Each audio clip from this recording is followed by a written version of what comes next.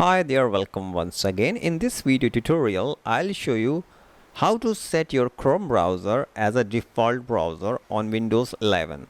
For this, just click on Windows search box, type settings, then press enter key. Under these settings, just click on apps. Under the apps, we have to click on default apps.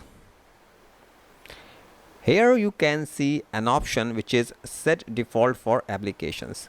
Just click on it and type Chrome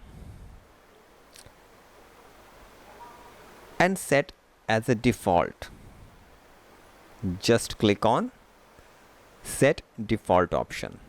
When you click on set default option, this will make your Google Chrome browser as a default browser.